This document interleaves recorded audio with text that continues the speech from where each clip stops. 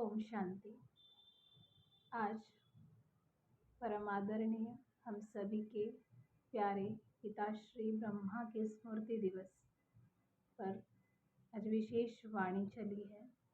मुरली की तारीख भी है 18 जनवरी 2024। पिताश्री जी के पुण्य स्मृति दिवस पर सुनाने के लिए बाप दादा के मधुर महावाक्य। मीठे बच्चे, बाप की दिल अंदर बच्चों को सदा सुखी बनाने की फर्स्ट क्लास आस रहती है। बाप की दिल के अंदर सदा बच्चों को सुखी और फर्स्ट क्लास बनाने की आश रहती है। बाप यही चाहते हैं कि मेरे बच्चे लायक बन स्वर्ग के मालिक बने, सुखी रहे, फर्स्ट क्लास बने, ये आश है बाबा की, और स्वर्ग के मालिक बने। ओम शांति। बच्चे जानते हैं अभी भगवान सम्मुख बैठ करके हमको ज्ञान के गीत सुनाते हैं, वह ज्ञान की डांस कराते हैं। इस ज्ञान डांस से तुम देवताओं मुआफिक सदा सुखी और सदा हर्षित रहेंगे। भगवान को ही बेहद का बाप और विश्व का रचयिता कहा जाता है। आत्मा समझती है बाबा हमारे लिए स्वर्ग की सौगात लाए हैं। वही रचयिता है। स्वर्ग का मालिक बनाने के लिए राजयोग सिखलाते हैं। कहते हैं बाप और विश्व के मालिक पने को याद करो। बाबा कहते हैं बाबा को और बाबा से होने वाली प्राप्ति को याद करो। बाप बेहद का मालिक है तो जरूर बेहद की बड़ी दुनिया ही रचेंगे ना। तुम बच्चों के लिए सारी विश्व ही घर है, अर्थात पार्ट बजाने का स्थान है। बेहद का बाप आकर के बेहद का विश्व अथवा घर बनाते हैं, वो है स्वर्ग। तो ऐसे बाप का बच्चों का कितना शुक्रिया मानना चाहिए। बेहद का घर बना के देते, स्वर्ग की स्थापना करते, तो बाबा कहते ऐसे बाप का कितना न शुक्रिया करना चाहिए। विश्व का रचता बाप डायरेक्ट समझा रहे हैं, हम तुमको विश्व का मालिक बनाने आए हैं, तो तुम्हारा स्वभाव बहुत फर्स्ट क्लास होना चाहिए। बाबा कहते विश्व का मालिक बनना है तो स्वभाव बहुत फर्स्ट क्लास होना चाहिए। तुम्हारी चलन ऐसी होनी चाहिए जो सब कहे ये तो जैसे देवता है। देवताएं नामी ग्रामी है, कहते हैं इनका स्वभाव जैसे एकदम देवताई है, बिल्कुल मीठे शांत स्वभाव के हैं। तो ऐसे बच्चों को बाप भी देख कर के खुश होते हैं। बाबा स्वर्ग का मालिक बनाने आए हैं तो तुम्हें कितना मददगार बनना चाहिए। सर्विस में आपे ही लग जाना चाहिए। ऐसे नहीं मैं थक गया हूँ, फुर्सत नहीं है। समय पर सब काम करने में कल्याण ही कल्याण है। बाबा कहते हैं जिस कार्य का जो समय है उस समय वो कार्य करने में ही कल्याण है। यज्ञ सर्विस का इजाफा शिव बाबा देते हैं। बाबा बच्चों की दैवी चलन देखते हैं तो कुर्बान जाते हैं। बाबा बच्चों की दैवी चलन देखते हैं, बोलना उठना व्यवहार में आना देवताओं जैसा है, तो बाबा उन बच्चों पर कुर्बान जाते हैं।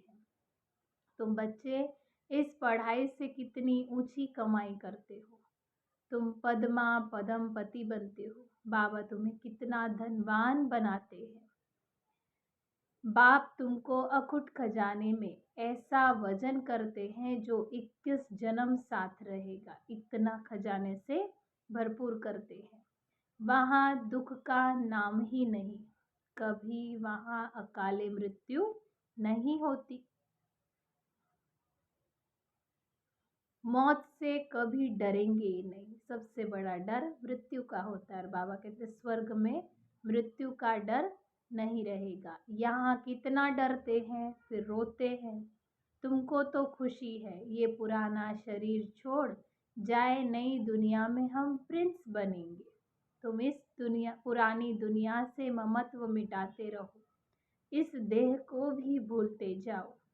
हम आत्मा इंडिपेंडेंट है, बस एक बाप के सिवाय और किसी की भी याद ना आए।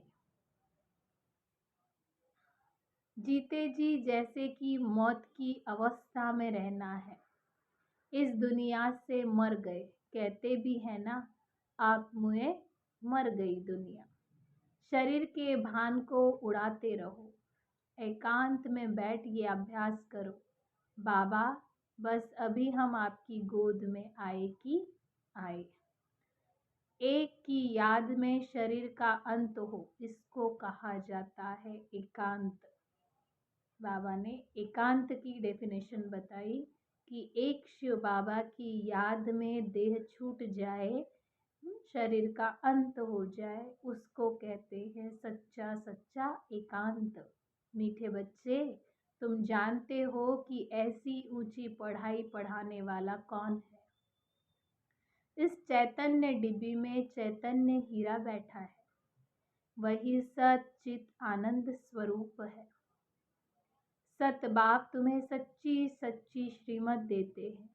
बाप के बने हो तो कदम कदम पर श्रीमत पर चलना है, चुप रहना है और पढ़ना है। एक बाप को याद करना है। घड़ी घड़ी इस बैच को देखते रहो तो बाप और वर्षे की याद आती रहेगी। याद से ही तुम जैसे सारे विश्व को शांति का दान देते हो, अलग से देने की जरूरत नहीं। बाबा कहते जैसे ही आप बाबा से कनेक्ट होते हो, परमात्मा शांति आपके अंदर आती है, तो सारे विश्व को शांति का दान देते हो। हर एक बच्चे को अपनी प्रजा भी बनानी है, वारिस भी बनाने हैं। मुरली कोई भी मिस नहीं करनी चाहिए। बाबा बहुत प्यार से समझाते, मीठे बच्चे अपने पर रहम करो, कोई अवज्ञा नहीं करो। जो खुशबूदार फूल है वो खींचते हैं, तो जैसा है ऐसी सर्च लाइट देने की कोशिश करते हैं। खुशबूदार गुणवान बच्चों को देख प्यार में खुशी में नयन गीले हो जाते हैं। बाबा कहते लायक बच्चों को, खुशबूदार बच्चों को, बाबा के लायक बच्चे होंगे तो उनको देखकर, बाबा कहते गुणवान बच्चों को देखकर बाप के भी नैन गीले हो जाते हैं। कुछ तकलीफ होती है तो फिर बाबा उन्हें सर्च लाइट देते हैं, बाबा से भी देखा नहीं जाता। बाबा समझाते हैं मीठे बच्चे, तुम्हें इस पुरानी दुनिया में कोई भी आशा नहीं रखनी है। अब तो एक ही श्रेष्ठ आश रखनी है कि हम तो चले सुखधाम। कहाँ भी ठहरना नहीं है, देखना नहीं है, आगे बढ़ते जाना है। एक तरफ ही देखते रहो, तब ही अचल अडोल अवस्था रहेगी। अब ये दुनिया खत्म होनी ही है, इसकी बहुत सीरियस हालत है। इस समय सबसे अधिक गुस्सा प्रकृति को आता है, इसलिए सब खलास कर देती है। तुम जानते हो ये प्रकृति अभी अपना गुस्सा जोर से दिखाएगी, सारी पुरानी दुनिया को डुबो देगी। अर्थक्वेक में मकान आदि सब गिर पड़ेंगे, अनेक प्रकार से मौत होगी। बाबा कहते हैं समय आ गया है, ये सब ड्रामा के प्लान बना हुआ है, इसमें दोष किसी का भी नहीं है। विनाश तो होना ही है, इसलिए तुम्हें इससे बुद्धि का योग हटा देना है। तुमने तो अपना सब कुछ इंश्योर कर दिया है, इसलिए तुम्हें किसी भी प्रकार की चिंता नहीं, तुम्हारा सब कुछ सफल हो रहा है। समय, संकल्प, श्वास, तन, मन, धन, ब्राह्मणों का बाबा कहते हैं सब सफल हो रहा है। अब तुम कहेंगे वाह सतगुरु, वाह! जिसने हमको ये रास्ता बताया, वाह तकदीर वाह, वाह ड्रामा वाह।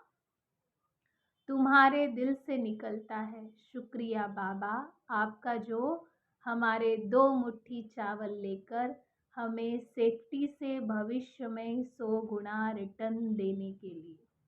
बाबा कहते दिल से बच्चे बाबा को शुक्रिया करते हैं।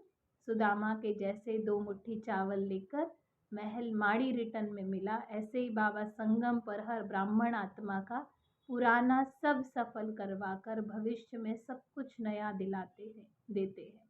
तो ऐसे बाप के लिए बार बार शुक्रिया निकलना चाहिए, परंतु इसमें भी बच्चों की बड़ी विशाल बुद्धि चाहिए। बच्चों को अथाह ज्ञान धन का खजाना मिलता रहता तो अपार खुशी होनी चाहिए। जितना हृदय शुद्ध होगा तो औरों को भी शुद्ध बनाएंगे। जिसका हृदय शुद्ध होगा, बाबा कहते हैं उनकी निशानी, वो औरों को भी शुद्ध बनाएंगे। योग की स्थिति से ही हृदय शुद्ध बनता है। आत्मा, बाबा कहती दिल शुद्ध होता है योग से। तुम बच्चों को योगी बनाने का शौक होना चाहिए। अगर देह में मोह है, देह अभिमान रहता है, तो समझो हमारी अवस्था अभी बहुत कच्ची है। देही अभिमानी बच्चे ही सच्चा डायमंड बनते हैं, इसलिए जितना हो सके देही अभिमानी बनने का अभ्यास करो। बाप को याद करो, बाबा अक्षर बहुत मीठा है। बाप बड़े प्यार से बच्चों को पलकों पर बिठा करके साथ ले जाएंगे। ऐसे बाप की याद के नशे में चकनाचूर हो जाना चाहिए। बाबा कहते अपने आप को खत्म कर दो, इतनी तगड़ी बाबा की याद होनी चाहिए। बाप को याद करते करते खुशी में ठंडे ठार हो जाना चाहिए, इतनी बाबा की याद हो।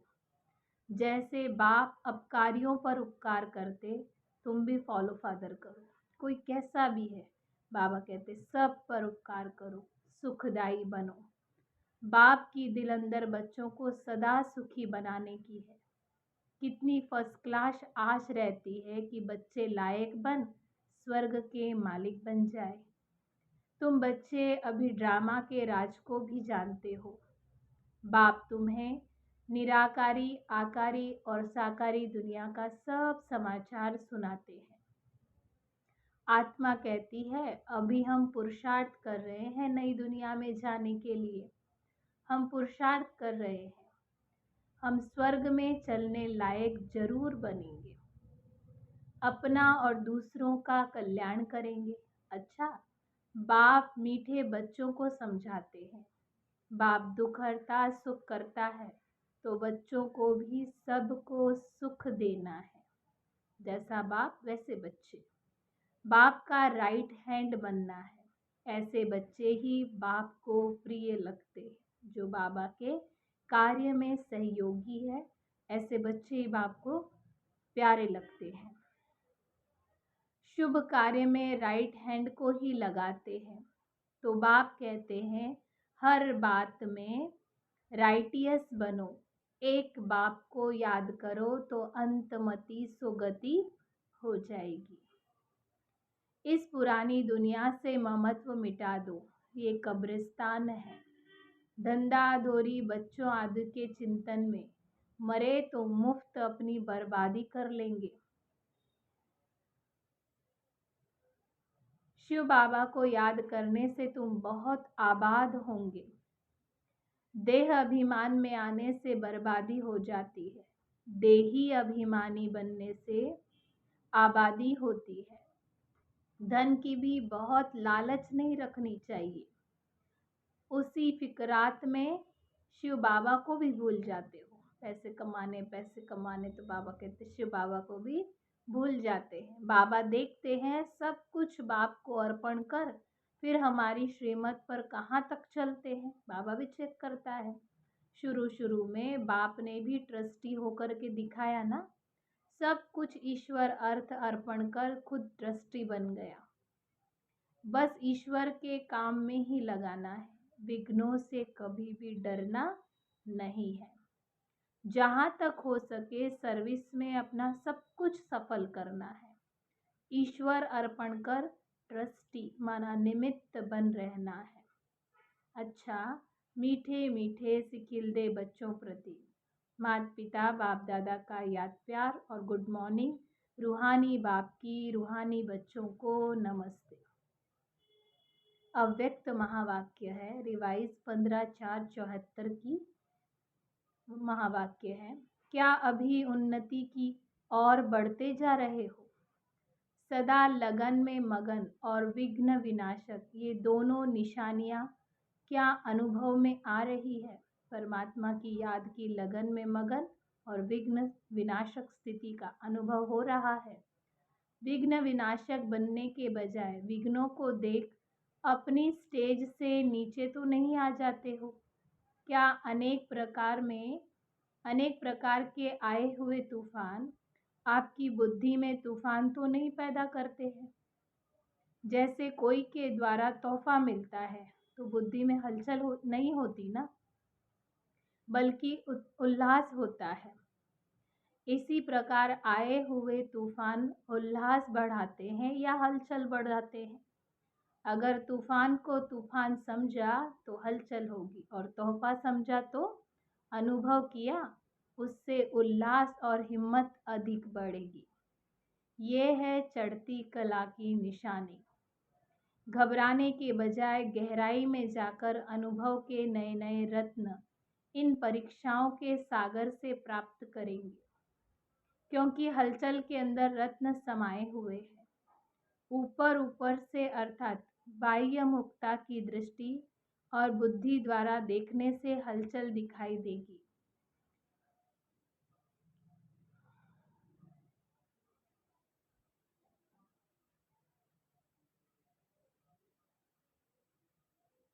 अथवा अनुभव होगी, लेकिन उसी आई हुई बातों को अंतर्मुखी दृष्टि व बुद्धि से देखेंगे तो अनेक प्रकार के ज्ञान रत्न अर्थात पॉइंट्स प्राप्त होगी।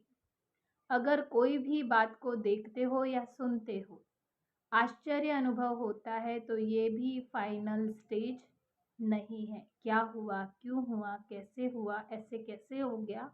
बाबा कहते एक सेकेंड भी अगर ऐसे फील हुआ तो फाइनल स्टेज नहीं है। ऐसा तो होना नहीं चाहिए था।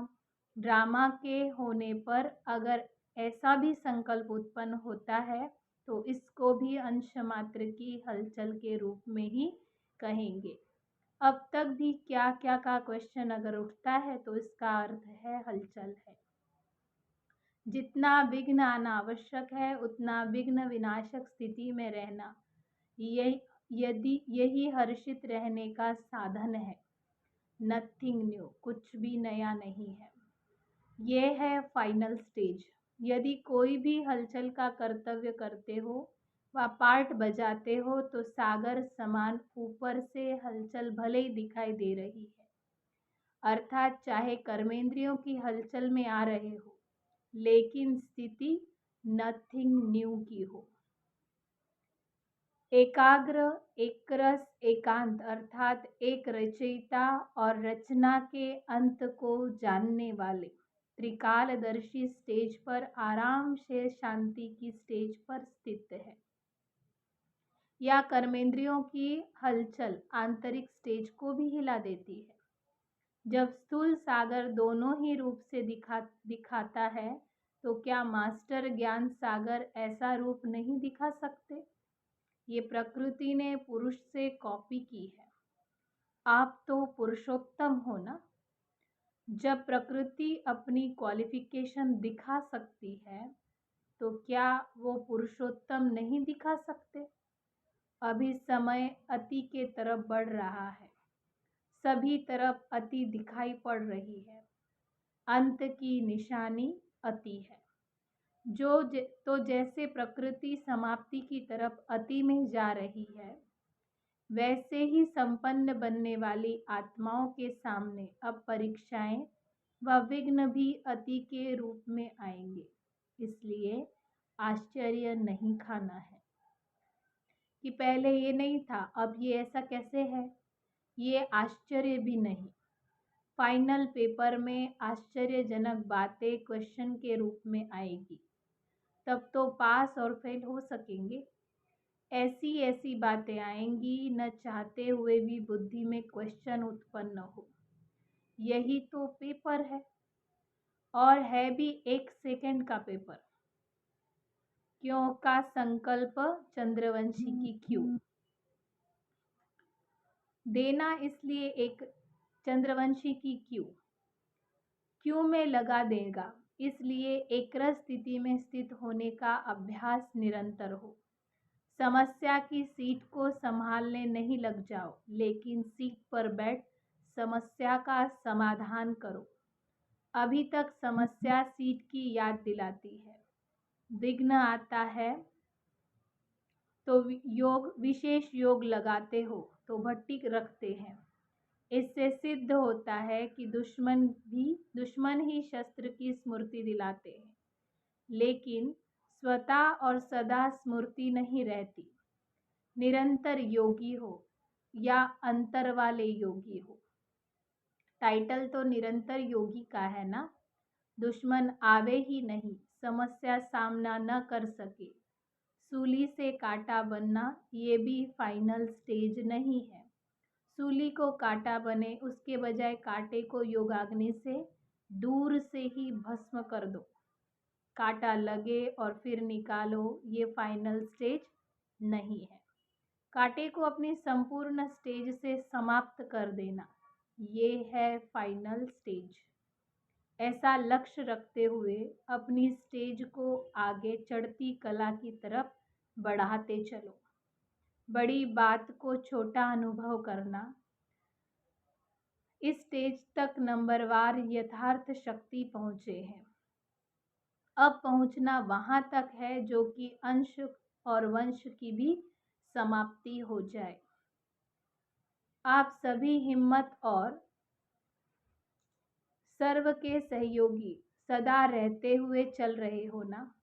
कलयुगी दुनिया को समाप्त करने के लिए व परिवर्तन करने के लिए, माया को विदाई देने के लिए संगठन अर्थात घेराव डाला हुआ है ना।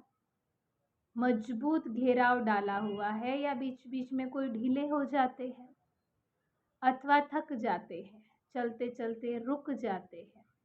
न आगे बढ़ना न पीछे हटना, जैसे के वैसे रहना। ये पाठ तो पक्का नहीं करते हो, समय धक्का लगाएगा तो चल पड़ेंगे ऐसा सोचकर जहाँ के तहाँ रुक तो नहीं जाते हो। किसी प्रकार के सहारे का इंतजार करते हुए खड़े तो नहीं हो गए हो। ऐसे स्टेज वालों को क्या कहेंगे? क्या इनको ही अंगद की स्टेज समझते हैं? अगर ऐसे रुक गए तो फिर लास्ट वाले फास्ट चले जाएंगे।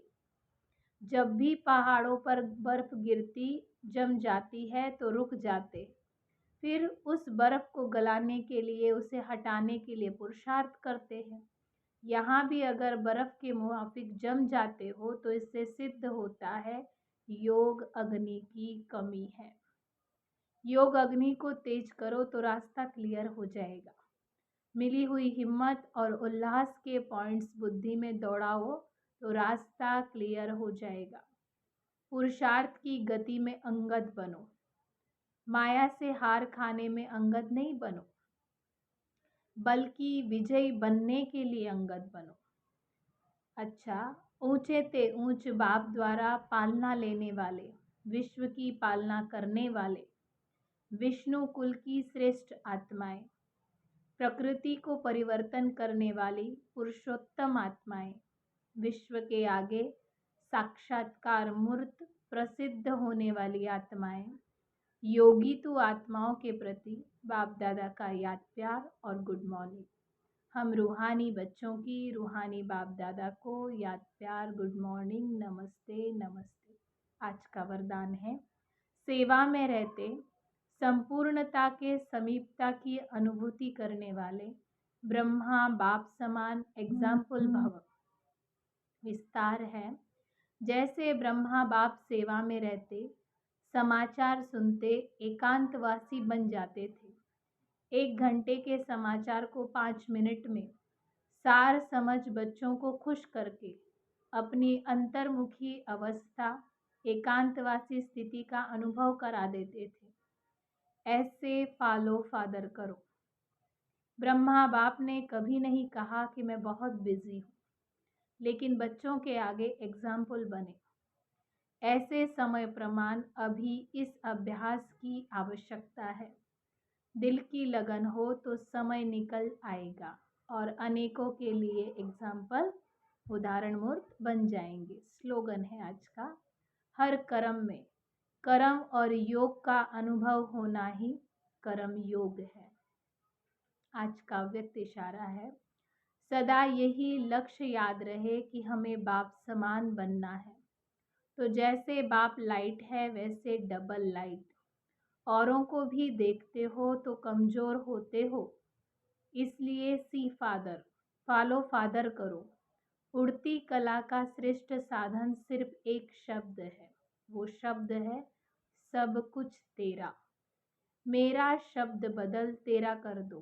तेरा हूँ तो आत्मा लाइट है, और जब सब कुछ तेरा है तो लाइट माना हल्के बन जाते हैं। अच्छा, ओम शांति।